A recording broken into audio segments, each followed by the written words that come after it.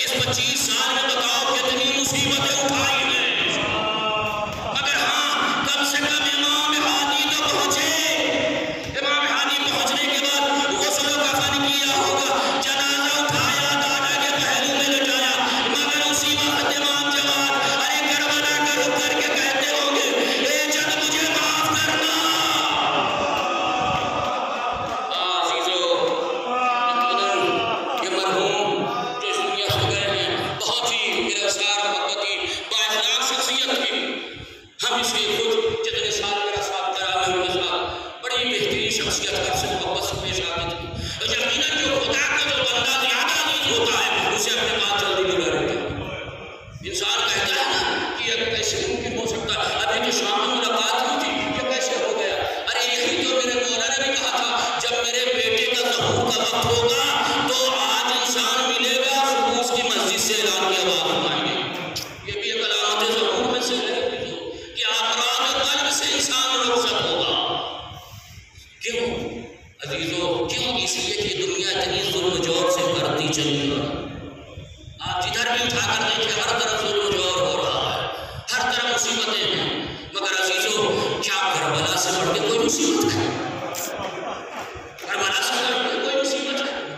جس وقت امام حسین علیہ السلام اپنی کربلا کوفہ میں نہیں پہنچے تھے، راستے میں جب خبر شہادت مسلم بن عقیل ملی تھی تو کیا کیا تھا؟ مسلم کی بچی کو حسین نے اپنے داروں میں بٹھایا تھا اور سر پہ دست شفقت دے رہا، اور اس کے بعد شہزادی زینب سے کہا وہ بالیاں لے آؤ جو اندر رکھی ہوئی ہیں۔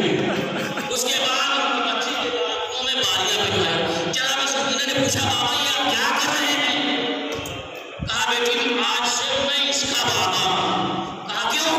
کہا اس کا بابا شہید ہو گئے۔ تو بابا ایسا عمل کس لیے کہا؟ اس لیے کہ یہ یتیم ہو گئی ہے، یعنی جو یتیم ہو جائے اس کے ساتھ ایسا سلوک ہونا چاہیے، دست شفقت پھیرنا چاہیے، پیار کرنا چاہیے۔ مگر سکینہ کو ارے شب عاشور سارے مناظر شام میں تھے جب حسین ہر ایک سجدے تھے، یہ سارا دن گزر گیا شب عاشور۔ سکینہ کو اس وقت احساس ہوا جب سکینہ کے دامن میں آگ لگی اور سکینہ بھاگ رہی تھی، کبھی چچا کو آواز دے رہی تھی، کبھی بھیا اکبر کو آواز دے رہی تھی، آواز دیتے دیتے نشیب کی طرف پہنچی، آواز دی بابا کہاں ہو، اے بابا کہاں ہو؟ اہل نشیب سے آواز آئی الیہ الیہ یا بنیہ، اے میری بیٹی میرے قریب آ جا۔ اب سکینہ پہنچی ہے باپ کے پاس تو پہچاننے کے دو طریقے ہیں۔ جناب زینب نے سوال کیا اے بیٹی تھی نے اپنے بابا کو پہچانا کیسے؟ کہا خودی اماں جب میں آ رہی تھی تو اسی کٹے ہوئے جسم سے آواز آ رہی تھی۔ پہچانے کے دو طریقے ہیں، یا سر ہو یا لباس ہو، دونوں چیزیں نہیں تھی۔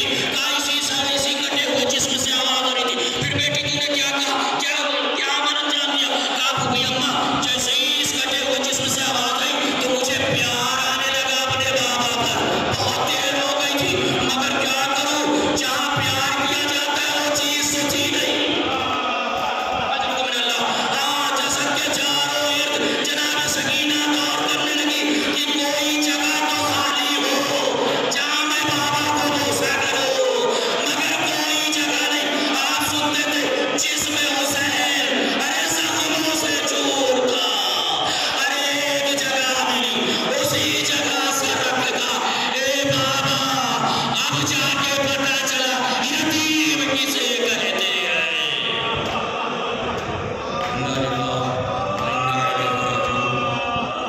پروردگار تعالیٰ سے اس عبادت کو اپنی بارگاہ میں قبول فرما۔ اے پروردگار محمد کا جو بھی تو اس نے اس مجلس کا ثواب معین کیا گیا وسیلے چہردہ معصومین کے آقا سید محمد علی موسیٰ شوستری کو عطا فرما۔